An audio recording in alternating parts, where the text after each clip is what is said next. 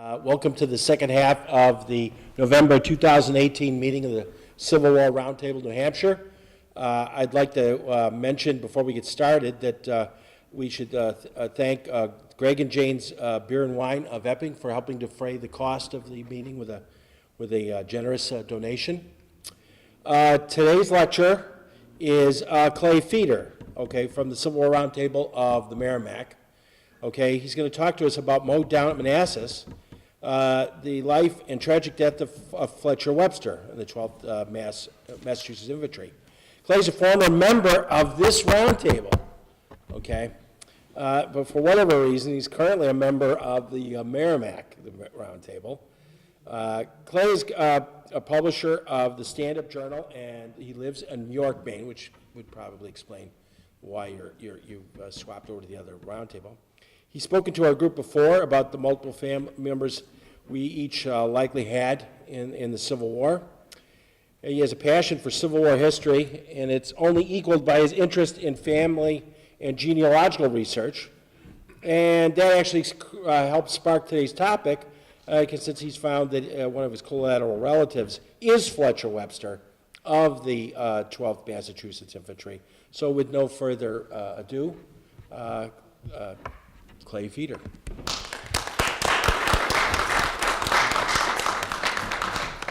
Thank you, Mike, and everybody. And how many of you have been to Manassas National Battlefield Park? Okay, a good number. That's great.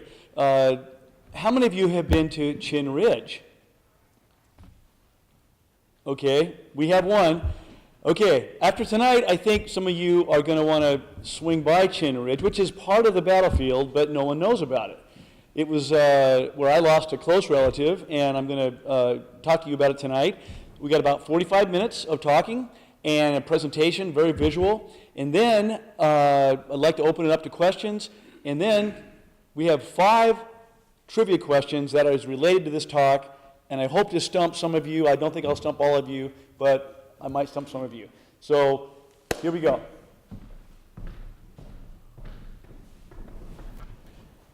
Say hello to Fletcher Webster. This image of him tells a lot about the man we're about to meet. His eyes, his mouth, his face. This was Daniel Webster's son. I've taken a special interest in the Websters because I'm part of the family.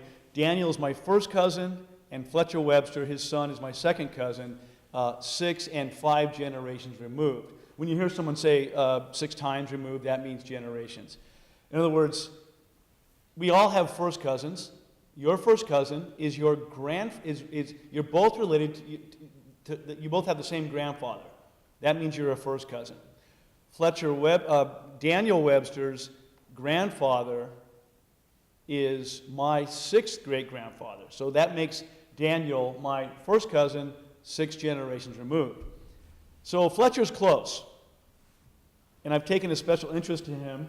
And as we talk tonight, I wish I could plaster this as big as the at Fenway Park.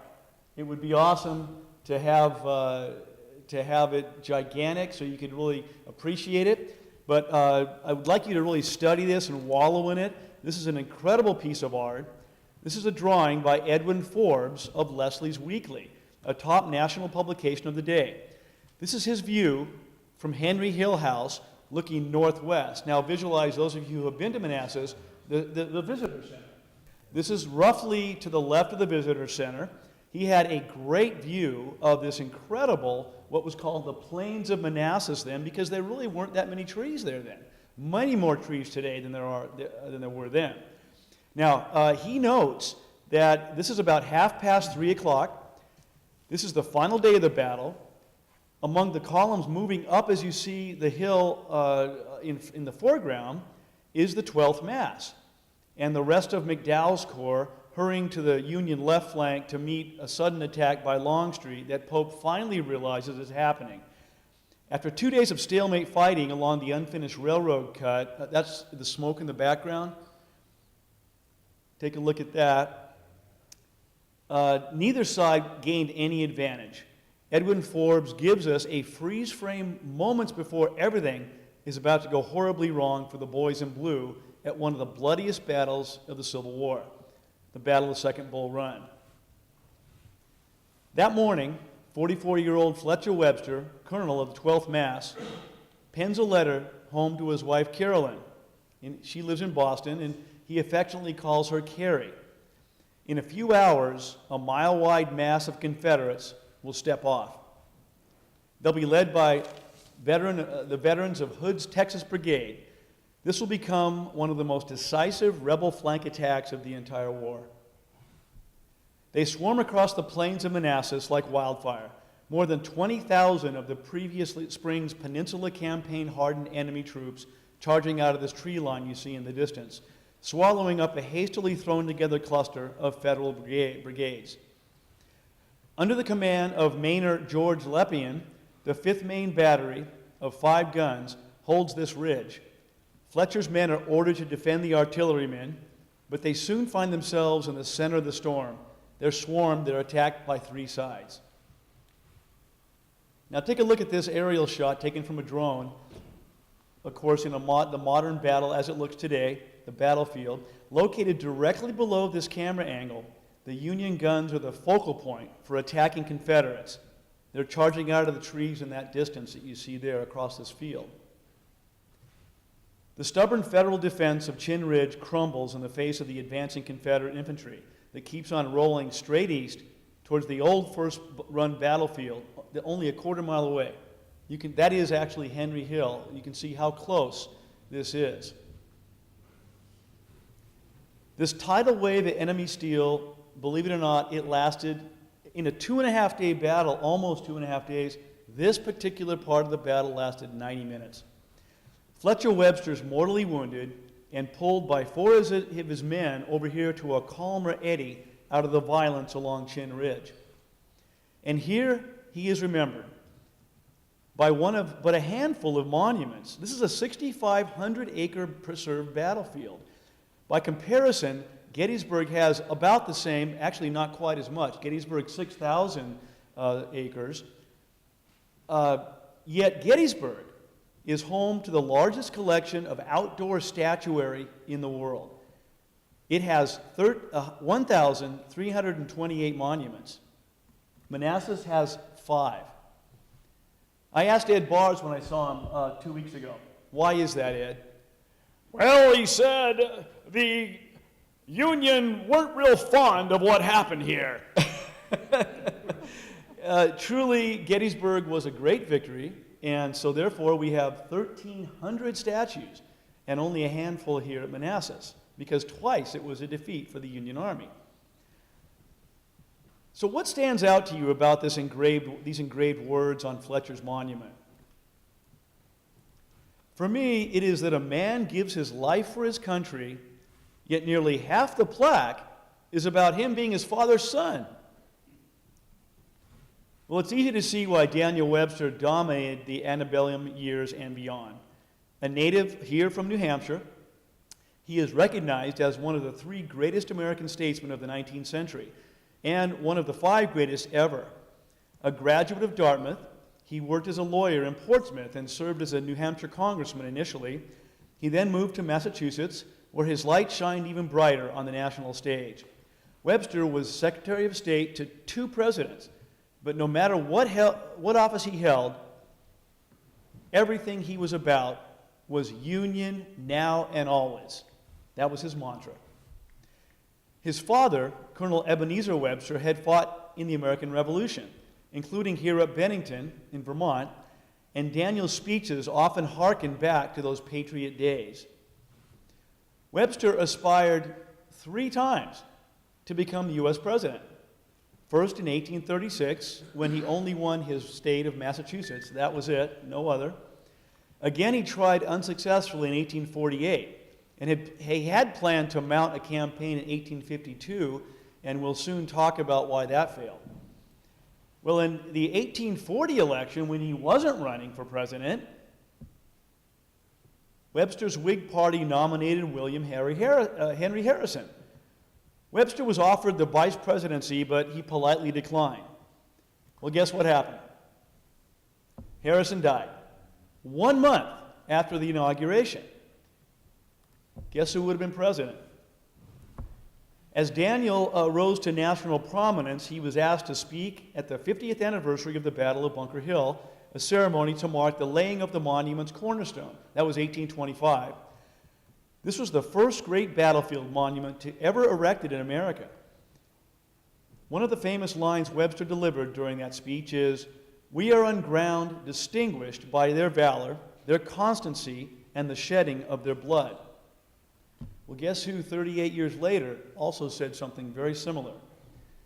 Abe would borrow a similar line from Webster for his Gettysburg Address.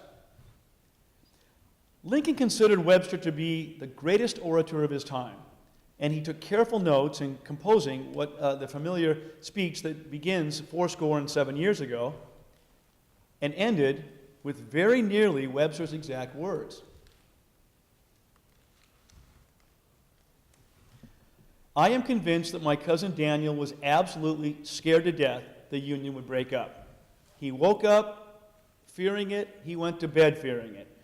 11 years before a civil war he would not live to see, he warned Congress, and these are his words, "Secession, peaceable secession, your eyes and mine are never destined to see that miracle." Even at his famous 1843 completion of the monument speech, nearly 20 years before the Civil War, Webster managed to slip in a strong message about the critical importance of the Union, forged by the men who fought here in 1775.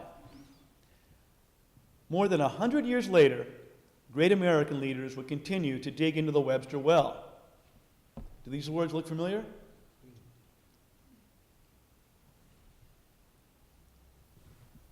A side note on the tragedy of not preserving history. The Bunker Hill Monument Association had purchased 15 acres in the heart of the battlefield. How many of you have been to Bunker Hill? Okay, how big is it today? It's not 15 acres. 15 acres, those of you who've been to Manassas, is about the size of the Henry Hill House.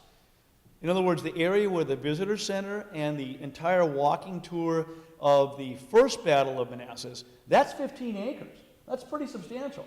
We get a good idea what the first Battle of Manassas was about because it's there. Well, that original Bunker Hill land included the summit where the American redoubt stood, as well as the slopes over which the main British attack had come. But a lesson to be learned about preservation: to fund the monument's construction, the Bunker Hill Monument Association sold off the land on the slopes, preserving only the top of the hill for that site that we see today. That's why I'm so proud that this association and Merrimack and so many others put their money, most of our money goes to help preserve battlefields. Because look what happened to Bunker Hill. It's just surrounded by houses now. Well, when General Zachary Taylor was elected president, that was 1848, Webster was once again offered the vice presidency, the second time, and he once again declined. Now this time it wasn't so politely. He said, "I do not propose to be buried until I am really dead and in my coffin." Being a vice president has never been a great attraction. Well, guess what happened? You starting to feel a theme here? Taylor died in office a little more than a year into his term. Webster, once again, for the second time, missed his chance to slide into the highest office in the land through the back door. But Daniel had successfully established himself as one of the big three most influential American statesmen. Along with Clay and Calhoun, the great triumvirate they were called would keep the peace for the first 5 decades of the 1800s, which when you study that period was quite miraculous. But notice their death dates: 52, 52, 50. These elder statesmen were exiting the stage, and a new, not-so-level-headed generation was about to take over. Daniel's biggest mistake, in my eyes, was endorsing Henry Clay's Fugitive Slave Act towards the end of Daniel's life, a move that would indirectly kill his son in the Civil War 12 years later. The Fugitive Slave Act was aimed at appeasing the South, as Daniel had done over and over again for years, an attempt to avoid civil war. That was his whole goal. But many fellow Northerners were howling mad at Webster for helping it pass. including a little woman named Harriet Beecher Stowe, whose Uncle Tom's Cabin would within 2 years become a bestseller. I'm not sure if you thought about this, but think about the storyline of Uncle Tom's Cabin. The entire plot is built around the Fugitive Slave Act. The slaves did not have to escape to Ohio. Now they had to go to Canada. An entirely different story and much more difficult, and it creates all the drama in the book. Webster's 1852 presidential chances in the North at that moment disappeared. There was also one more problem. Anybody know what that was? Daniel was dead. He had fallen from his horse and died 2 weeks before the November election on his farm down in Marshfield. So we've met his famous father. Now, what kind of man was Fletcher Webster? It's a tough act being the son of Daniel Webster. My first reaction in studying him was he was more of a poet than a statesman. An account of him from the regimental history observes he was a dear lover of books, well-read, of generous views, and graceful in expressing them. And that his heart was deep as a summer sky. There were always bright, clear words for others. But Fletcher was also a man of the world. In fact, he penned many of his father's Secretary of State papers during the Harrison and Tyler administrations. 8 days after Confederates fired on Fort Sumter, his nation in turmoil, Fletcher was quick to act, announcing that he was forming a regiment. This was the front page of the Boston Globe. And that his, oh, whoops, I went the wrong way here. So here we have it. Some of you have been to Fort Warren. The 12th Mass began drilling over on Fort Warren, out here in Boston Harbor. 2 companies of what was immediately called the Webster Regiment initially lived in Faneuil Hall. They couldn't fit everybody on the fort grounds at the time. That's a pretty good deal to live in Faneuil Hall for a little bit. Fletcher's Harvard class of 1833 formed the Webster Committee and would immediately contribute $14,000 towards properly outfitting the regiment. Over the next 2 years, that would grow by the Webster Committee to a total of $70,000. Today, the rule of thumb is today's money is about 30 times more than Civil War money. So we're looking at about $2.1 million donated by Fletcher's fellow classmates from Harvard for one regiment of 1,000 men. I've never done the math to see how much that equaled per 1,000 men, but that's something we can all figure out. And now it's my great pleasure to introduce you to Corporal George Kimball of Company A. I love this guy. He was working as a printer in Boston when the war broke out.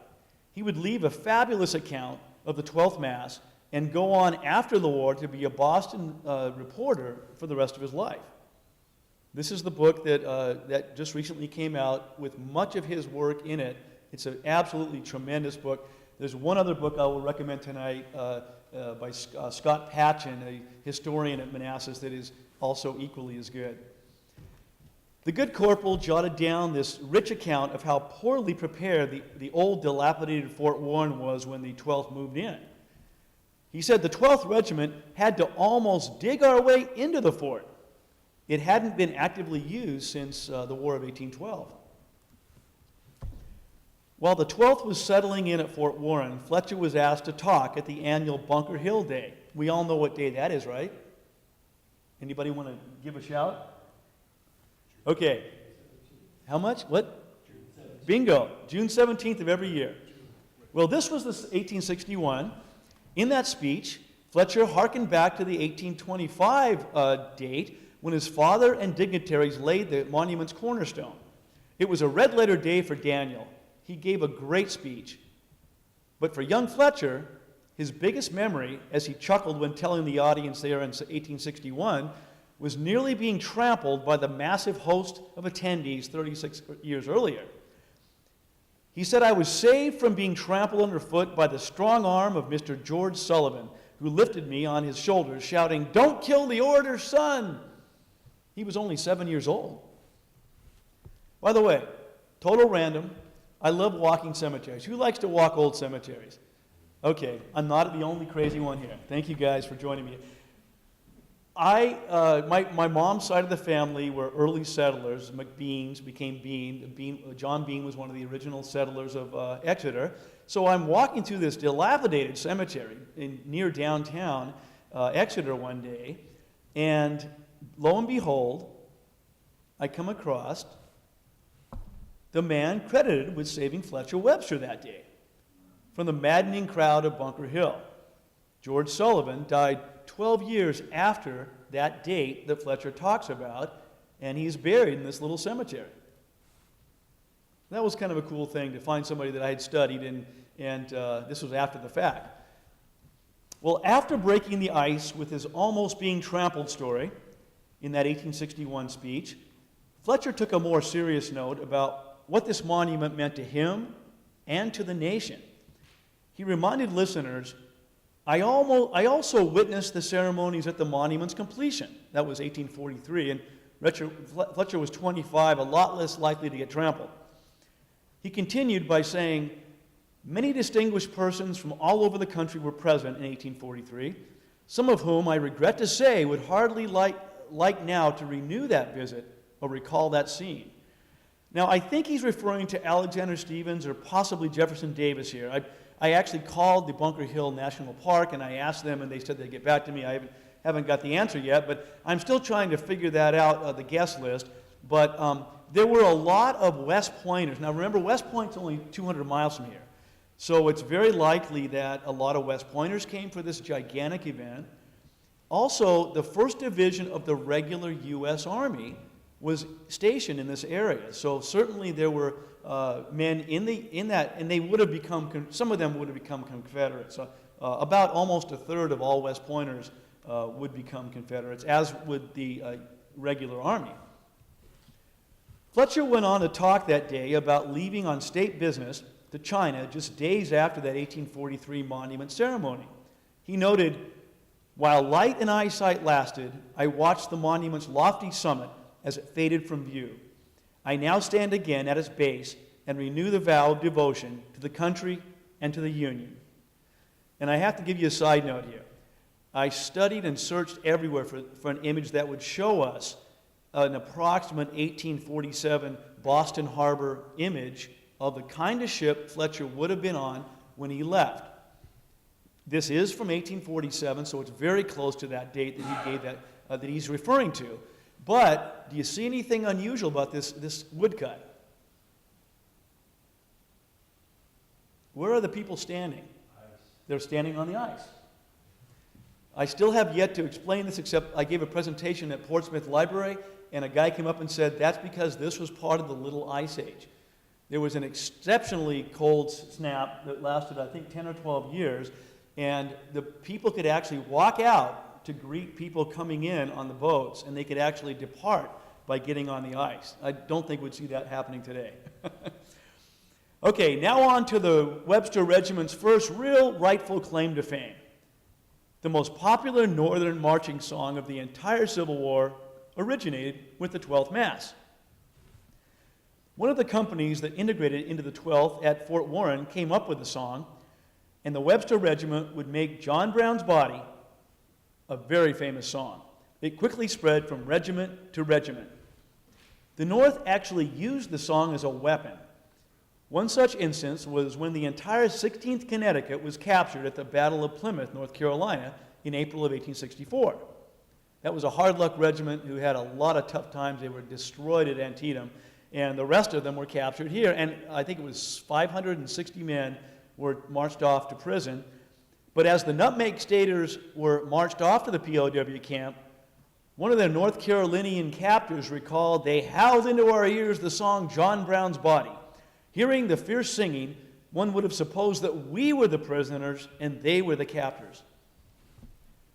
Now, just how popular was this song? Well, a 5-year-old boy had it memorized. Many 5-year-old boys, I suspect. Here's a great John Brown story. This comes from historian Harry Fonts from the Gettysburg book, The First Day, a fabulous description of the very first day of the battle. As Confederate soldiers were driving Federal troops through the streets of Gettysburg, late in the day on July 1st, 1863, a 5-year-old boy inside one of the homes taunted the rebels, repeating over and over again the line that goes, "Gonna hang Jeff Davis from a sour apple tree." The lad's father quickly dragged him in so the rebels would not hear him and take retribution. If a 5-year-old hasn't memorized, you know it's a popular song. But that John Brown stuff would all be in the future. For now, in the final days before leaving for the front, the Webster Regiment continued to be trained and drilled and drilled and drilled. Lieutenant Colonel Timothy B. Bryan focused heavily on that. The incredibly stocky Bryan was a West Point grad who had gone on to serve in the U.S. Regular Army before the war. Until that is, he engaged in a duel with a fellow officer, killing his opponent after the officer missed his shot at Bryan. How anybody could miss such a large target was a source of amazement to Colonel Kimball, who notes in his History of the 12th Mass, his quote, "It never seemed wholly possible that there would be in the entire regular army or anywhere else in the world so poor a marksman as his opponent must have been." Finally, the day had come to move south. Here's how Kimball describes their Boston send-off. "Let the reader fancy, if he can, our beloved city threatened by some great danger. Then imagine a great body of resolute men come forth who are willing, aye, more than willing, to peril life and limb in the brave attempt. Put wives and mothers and dear ones into the scene, clinging to these gallant defenders with all the strength of the human love.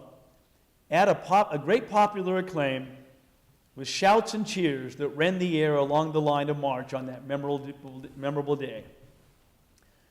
Well, the 12th marched up State Street to Boston Common, where the orator of the day, Edward Everett, addressed the huge crowd. Everett, whose 2-hour speech would precede Lincoln's 2-minute-long Gettysburg Address 27 months later, exclaimed, "Dust and blood may stain it, it may hang in honorable tatters from its staff, but loyalty and patriotism shall cling to its last shred. Treachery shall never blast it, never." Well, Colonel Fletcher Webster stepped up, standing next to his regiment's flag. He delivered a short, solid speech, which ended prophetically with, "Some of us will bring it back, and it will hang in our halls." As they gathered at the train station, every man in the regiment had 10 rounds of ammunition on him. Okay, think about that. 10 rounds of ammunition, you're a long ways from Virginia. They have 50,000 rounds carried on the baggage train.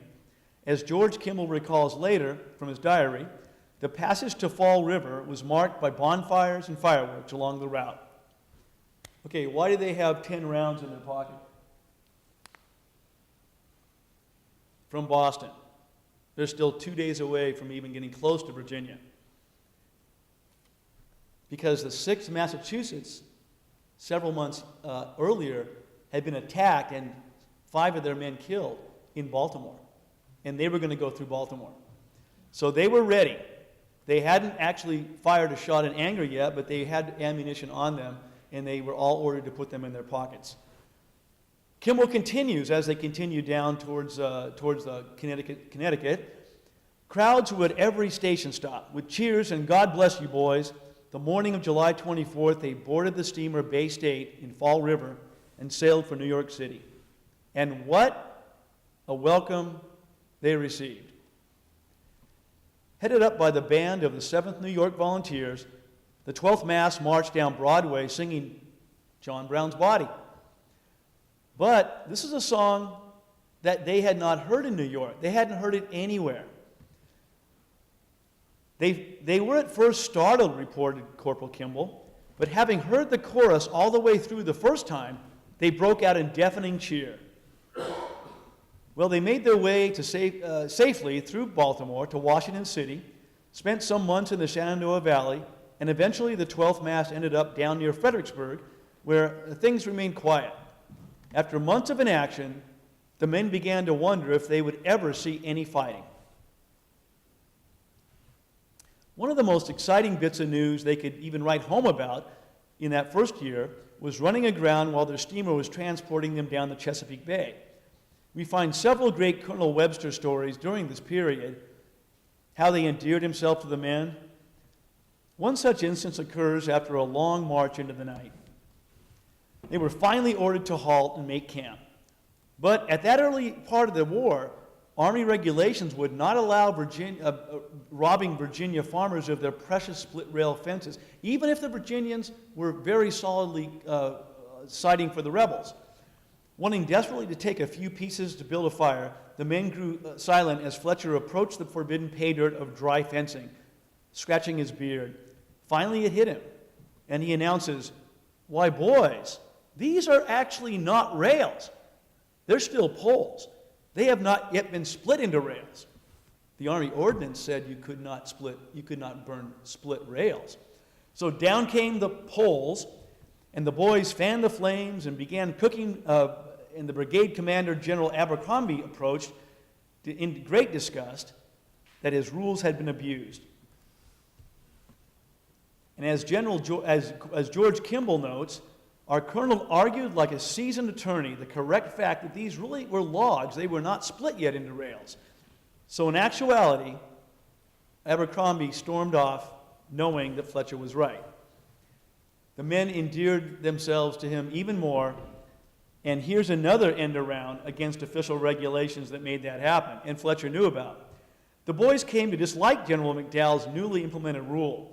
Intended to toughen them up for the upcoming summer campaigning, infantrymen were ordered to take long daily marches wearing fully loaded knapsacks. And these things could get up to 50, 60 pounds, so the men of the 12th got into the habit of filling their packs with straw and leaving all their heavy stuff in their tents. They even boldly pulled what they called the straw dodge off that May of 1862, when the entire Corps marched in review before Lincoln, Secretary of State Stanton, and the French foreign minister. But eventually, the straw dodge backfired on a lot of them. A few of the boys, thinking in order to move was just another day-long training with heavy backpacks, stashed their belongings in camp. They strawed up their packs and marched away from camp, only to learn this was a real march, and they'd be gone for a week with all their stuff back in their tents. That was the week they'd end up at Cedar Mountain, where the 12th endured heavy rebel cannon fire and suffered their first casualties. 8 men were wounded, and their first man was killed in battle. That was Captain Nathan Shirtliff, Jr. He came from a prominent Boston family. His father, Nathan B. Shirtliff, would become the post-war mayor immediately after the war ended. Thus, Nathan Jr.'s job title, from coming from a man of means, as you see his job title, it's gentleman. Whenever you see gentleman in doing research, you know that he was born with a silver spoon in his mouth. Well, during Cedar Mountain, Fletcher and Carrie are enduring another kind of trauma. Their 12-year-old Julia, the apple of Fletcher's eye, had just died back home. Fletcher was not in the first battle with his regiment. Julia was the third child the couple would lose. Their first 2 children had died in 1844 and 1845, and another, Fletcher Jr., would die in 1865. Fletcher was certainly then cursing this war, that he could not be back home to do something for his daughter. By the way, that same all-too-common loss of children in those days was also haunting the man who would mastermind the mauling of the 12th Massachusetts. Wing Commander James Longstreet would bury 3 of his children in the months leading up to Second Manassas. Many close to Lee's old warhorse would observe Longstreet was never the same after losing 2 young sons, James and Augustus, and a baby daughter, Mary Ann, to scarlet fever just the months before. After properly burying his little Julia and bidding adieu to Carrie, Fletcher left Boston. I can't help but wonder what his thoughts were looking back on Bunker Hill as his ship sailed out the harbor towards the seat of war for what would be the last time. Webster returned to the regiment the week after its first fight, having every right to be proud of his men's steadiness under 2 to 3 hours of constant, intensive cannon fire at Cedar Mountain. Not to mention the heat. It was the hottest recorded temperature of any Civil War battle. It was in the upper 90s. The heat index, as we would say today, was about 110, incredibly humid, Men actually died of heat stroke during this battle. By now it was August 16, 1862, and the army was marching north along the Rappahannock River, shadowing Stonewall Jackson's army. Here we get a laugh out of another incident that endeared the men to Fletcher Webster once again. As the 12th Mass plopped down after hard marching, the hungry men spotted and began chasing sheep. The Southern sympathizer who owned the sheep approached Colonel Webster in disgust, and he got the kind of response that made his men grow even fonder of Fletcher. Webster assured the farmer, "Well, my men are too tired to catch sheep." The farmer went away half believing it must be another regiment chasing his sheep. If the 12th's first battle could be likened to getting a sliver in your finger, their second engagement was, by comparison, more like the severing of an arm. That battle would be fought on the old First Run battlefield, 32 miles west of Washington City, what we now call Washington, D.C. And the result would be equally disastrous for the Union side, but on a much larger scale. Second Bull Run began as an oversized skirmish, with the Federal Army being attacked by Stonewall's brigade, Stonewall's entire division. Anybody know who these are fighting in this image? Iron Brigade. Yeah, absolutely. They were not yet called the Iron Brigade, but this is the 2nd Wisconsin. They had never fought before. They were literally 70 yards toe-to-toe with Stonewall's men the evening before the two-day battle of 2nd Manassas. Late in the first full day of battle, August 29th, Lee met with Longstreet and Jackson behind the Confederate center. They charted the course for the next day that would be decisive. Longstreet's job would be to throw a hammer blow punch against the Union unaware left. The next day, after fruitless attacks by Pope's right and center against Jackson's well-entrenched men, shooting and even throwing rocks behind an unfinished railroad cut, in that red line that says Jackson there, they were dug in conveniently, and of course Pope attacked exactly against the entrenched Confederates. The 5th Corps under General Fitzjohn Porter from Portsmouth falls back, and Longstreet's assault begins off to Porter's left. Corporal Kimball remembers how it went from there. As Colonel Webster ordered his men to fall in, he alighted from his valuable black horse, a gift from his harbor classmates, and in a cheerful voice called out to John Peach, his groom, "John, bring up my war horse." Peach led the bay horse up and got the colonel on, quietly remarking that the one he had been riding was just too good to be sacrificed to the gods of war. The men were soon moving forward in line of battle as if on parade. And this is that same glimpse that we had seen earlier from Forbes's pen and ink drawing of the 3 or 4 brigades that are trying to go up and respond to a massive assault that happens 2 miles to the west. Longstreet's first wave had bowled over the lead elements of the Union far left. The 5th and 10th New York were serving as undersized outposts. They were way out in front. They were so isolated. It's incredible to even think why they were a mile and a half from any help. And this is their monument in the late 1800s. Today it's very wooded. We can see why they call it the Plains of Manassas. This is, again, 10 or so years after the battle. These 2 monuments were placed, and now it's much more forested, and it's much more difficult to understand what happened. But what happened was the New Yorkers, in their brightly colored French Zouave uniforms, scattered as they ran eastward across the west chin-ridged field, tossing rifles and knapsacks to lighten the load. The rebel wave was close on their heels.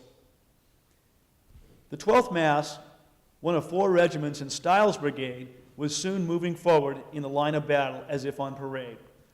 And then Webster gave the order, "Double quick, march!" He then cried out in a voice full of satisfied feeling, "Now, boys, we've got a chance." All of these men must have known the impossibility of the situation. The farthest right rebel line swung to the north, initiating almost an encircling attack. clamping down on McLean's, Towers, and Stiles Brigade, 23,000 rebels versus about 4,200 Union forces. As the gray line charged northward, they swept past the Chin Farm right here and the small handful of Union brigades on Chin Ridge. We're looking left to right, we're looking south to north right here. George Kimball, who was there, recounts, firing began, there was a line of graycoats laying down in the tall grass in our front, and it was hard to get their range. Down to our left, the rattle of musketry was continuously roaring, and high above it could be heard the rebel yell. We poured our bullets to the left oblique as fast as we could. Now, Bill and anybody else who reenacts understands when you have to fire left oblique and you're facing straight forward, you actually have to move and fire right in your fellow soldier's right ear. It's not very effective because you can't get out and get a good shot. So they were already in trouble right from the get-go. This is when Webster was mortally wounded. He was shot through the lungs.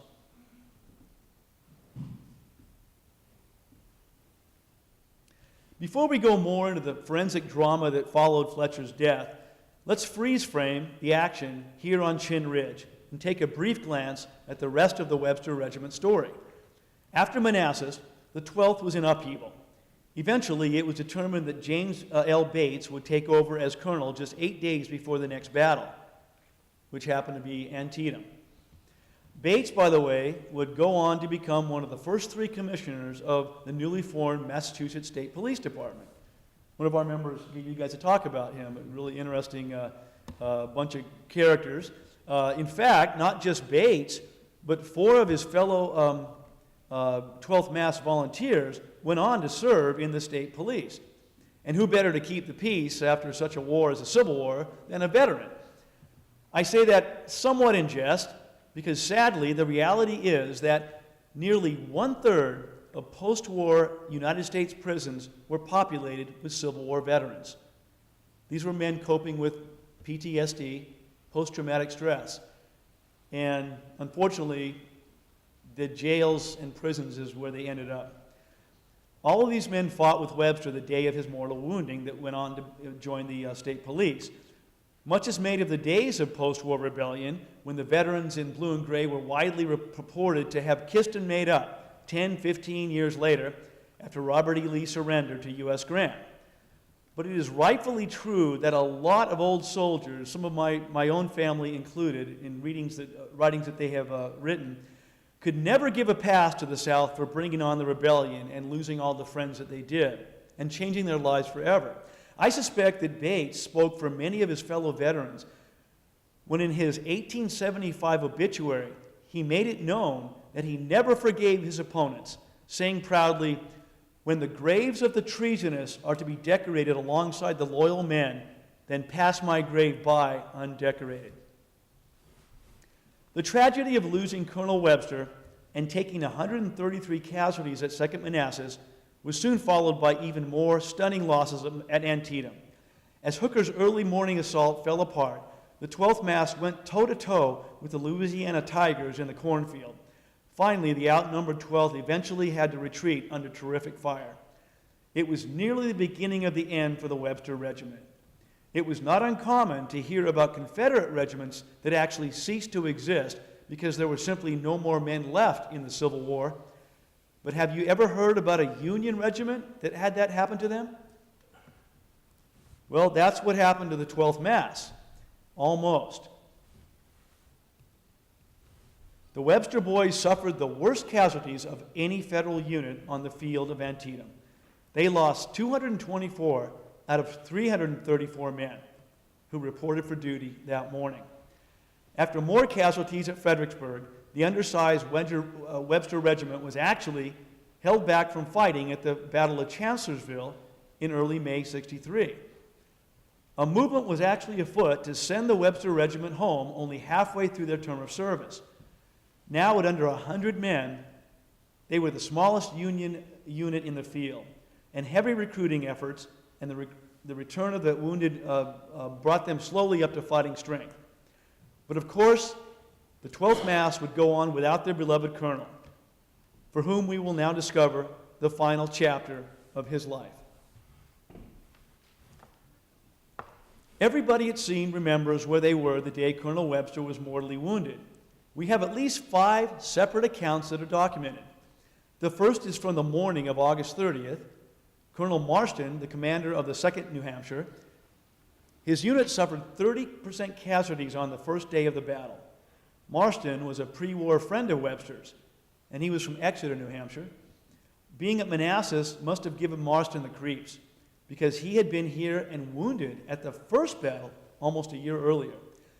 Just hours before Colonel Webster's death, Marston recalls, "Before sunrise, I was lying under the fence, rolled up in a blanket. Someone shook me and said, 'Get up here.' Without throwing the blanket off my head, I answered, 'Who in the thunder are you?' 'Get up here and see the colonel of the 12th Massachusetts,' came the reply. We sat down together. Fletcher told me of his father going up to Franklin, New Hampshire every year and always using the same expression about going. 'Fletcher, my son, let us leave the old lady at home. Have fried apples and onions and pork up at home.'" Webster loved his home in Franklin. Marston continued, "As Fletcher sat there with me, he took hold of his left leg just below the knee with both hands, and he told me, 'There, I will agree to have my leg taken off there for my share of the casualties of the day.' I replied to him, 'I will just as soon be killed as lose a leg.' 'Well,' said he, as he gave me his hand, 'I hope to see you again. Goodbye.' I never saw Fletcher again. His extreme sadness, his depression, was perhaps indicative of some impending misfortune. Back with his brigade, Fletcher was soon visited by the commander of the 13th Mass, Colonel Leonard. This commander of the 12th Brother Regiment recalled another premonition. "I found Webster standing before a tree on which was fastened a small looking glass, busily engaged in shaving himself. He said, 'It appears to me,' remarked Leonard, 'that you're slicking up a bit.' 'Yes,' replied Webster, 'I expect to be killed this afternoon, and I wish to make a clean-looking corpse.'" Later that same morning, August 30th, as cannonading is heard in the distance, Fletcher sits down to compose what would be his last letter.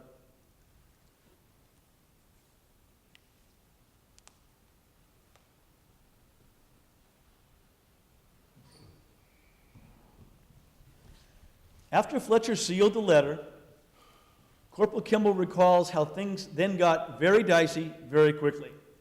The rumbling of the rebel assault grew louder as Longstreet's assault rolled up the 5th and then the 10th New York and moved towards them from the west. The 12th Mass was at first ordered to protect the Union guns near the hottest part of the Chin Ridge fight. But when Brigade Commander Stiles realized his regiments were being flanked, he told Webster, "We must retreat." Webster replied, "Damn if I will change front. Forward." Private Cobb recalls what happened next. "As our colors passed him, moving into battle, I saw his sword fall and hang by the knot from his wrist. I looked over my shoulder, and he was lying in his adjutant's arms." Webster's last words in battle became our slogan for future battles: "Forward, 12th." Here are some of the accounts of the Confederates that passed by Webster. First, from W.H. Blackford of the 11th Virginia, Fletcher was in obvious pain.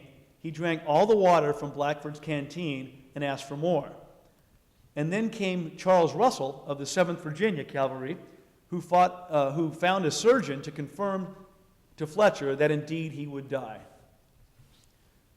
Robert Toombs' Georgians were next to march by. This is the unit that would repel repeated attempts to cross Burnside Bridge at Antietam 3 weeks in the future.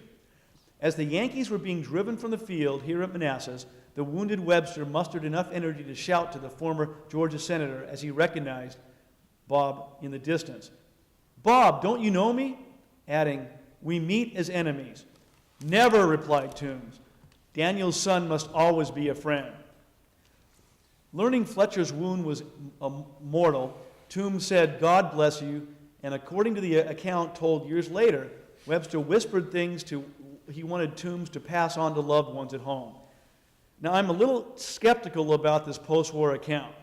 First of all, it kind of rankles me as a member of his family that Toombs supposedly tells Fletcher we must not be enemies. Well, Bob, your man just shot me. We're kind of enemies. So he might be kind of semi-glorifying this account. By the way, in yet another Bunker Hill tie-in, after leaving active duty as a Georgia general, Toombs became the Confederate Secretary of State, at which time he boasted that the South would prevail in this war and that upon their victory, he would call the roll of his slaves from the steps of the Bunker Hill Monument. There we have one more Bunker Hill mention. Then came a lieutenant of the 38th Virginia who recorded this encounter with Fletcher. Interestingly, Pritchard was a graduate of VMI, the Virginia Military Institute. He was wounded twice in the Civil War. Afterwards, he went on to become an engineer, and he moved to California, where it was he who designed San Francisco's Golden Gate Park. The first telegram confirming Fletcher's death went to Peter Butler in Boston, one of the key members of the Webster Committee. September 1st, 2 days after the 12th Mass was mowed down at Chin Ridge, General Pope's medical director was escorted across enemy lines by two soldiers from the 12th Mass. Their mission was to find Colonel Webster's body. No one in the Union side knew where it was. Private Collins remembered the rebels were using the Henry House as a hospital. A Confederate officer, dressed in the stolen uniform of one of our officers, asked what we wanted. He then showed us where the colonel had been buried. Lieutenant D. Hahn and myself dug up the body with our hands. We had no shovels, and we wrapped it in a sheet. We then tied his feet with a strap and placed his body over our horse. Well, news spread like wildfire throughout New England newspapers. And also to national editions like Leslie's Weekly. This is the account of Fletcher's death. Boston was a city in shock. In an all-day visitation on September 9th, the body of Colonel Fletcher Webster was borne into Faneuil Hall as the Boston Brigade Band played a solemn dirge. Fletcher was arrayed in his full military suit within a handsome rosewood casket. Resting upon the casket was the flag borne by his grandfather, Colonel Ebenezer Webster's regiment at the Revolutionary War Battle of Bennington. And those of you who go to Faneuil Hall today, do you recognize who's in this painting? Daniel Webster, giving one of his famous speeches there. September 11th, 1862, Fletcher's body arrives from Faneuil Hall to the Webster home down in Marshfield, near Plymouth. This home was later destroyed by fire, but not before Fletcher's son, Ashburton, rushed back into the burning building to retrieve his great-grandfather's Revolutionary War flag. He contracted consumption and died a month later at the age of 32. That was 1879. Only one of Fletcher's and Carrie's kids, Carolyn, named after her mother, would live into the 1880s, and she actually just barely died at the age of 39 in 1884. During Fletcher's burial ceremony, things kind of got what I can only call weird. This was supposed to be a day that was about Fletcher Webster making the ultimate sacrifice. After all, if you can't play the leading role in your own funeral, when can you play it, right? But as the procession enters the Webster family tomb, someone suggests Daniel's casket be opened. Great idea. And so it was. The great statesman had been dead for 10 years. And it was noted by some that the eyes were more sunken, but the heavy shadows beneath the brows were the same as in life. On the morning of the 30th of August, 1862, Colonel Fletcher Webster wrote his wife Carrie, "If a fight comes off, it will be today or tomorrow, and will be a most dreadful and decisive one. This may be my last letter, dear love, for I shall not spare myself." Ever since that fateful day, Fletcher's men would remember him in numerous ways, including transporting this granite boulder from the Webster home to Manassas. Something we New Englanders love to do is send our rocks out of state. In fact, the regiment's survivors banded together. They pooled their money to ensure that he, and each of them in turn, are never to be forgotten. And that tradition of remembrance continues well into the 20th century and the 21st. Regular rituals honoring Fletcher and the 12th Mass volunteers are carried out by the 12th Mass Reenactment Unit, and keeping alive the sacrifices made by the man and the regiment that popularized the John Brown's Body Song and was nearly put out of service from taking such heavy losses. How heavily did the 12th suffer? Well, here's the breakdown. In the late 1880s, they counted the casualty list in preparation for the dedication of the regiment's monument at Gettysburg. 160 officers and men were killed. Their overall casualties totaled 850 men. This is not sickness, this is casualties. The 12th Mass Memorial is on McPherson Ridge to this day. It rests along Doubleday Avenue on Oak Knoll, just northwest of Gettysburg. The monument's base depicts a bayonet, a scabbard, and an empty cartridge box in memory of the 12th stand here after expending all of their ammunition on that first day of battle. This granite column is almost 11 feet high and depicts a flag draped over the image of Daniel Webster. Daniel Webster. 20 years after the end of the war, Webster's early 19th century contribution to the idea of union, now and forever, one and inseparable, was remembered here. Through Daniel Webster's tireless insistence that we are all one union, perceptions evolved.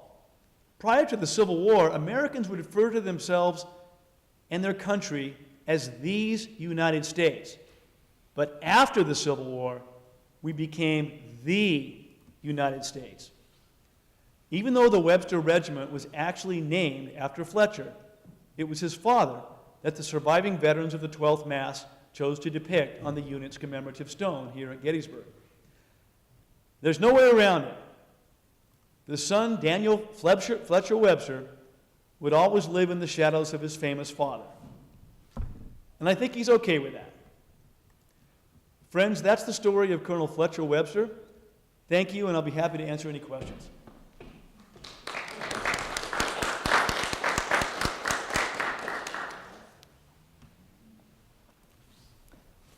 Did I cover it all? Okay, I would like to go to a quick little trivia question here, and 4 of them, I think 4 or 5 I have, and see if you guys have any idea.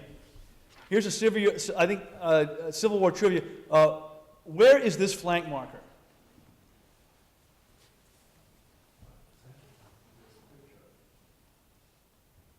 Oh, you can't see it. Well, that's interesting. Okay. Let's see, let's try this again. There we go. Anybody want to guess where this is? This is the right flank marker of the 12th Mass, where they made that stand I just talked about when they ran out of ammunition. On the far right at Oak Knoll on the first day of the battle. Okay, what did the one-time commanding general of the Federal Army, George McClellan, name his horse? Dan Webster. He actually called him Dan Webster, not Daniel Webster. Okay, everybody asked me this. Were there really Chinese living on Chin Ridge? Anybody have an answer to that? Actually, students of the War of the Rebellion have forever asked this question. No, they weren't. Actually, there were 58 Chinese estimated to have served in eastern units in the Union Army, and they actually took proportionally higher casualties than others. But in this case, Chin is actually an ancient family name, anglicized from Chain, a family from England and Scotland. So now you know. Anybody want to guess what the 12th Mass used the famous Lexington Battle Green for? They kept their horses there just before leaving to the front. And when we drive into Boston, what memory of Bunker Hill do you pass under, maybe without even knowing it? You have to go under this before you get into the garden or under the big dig.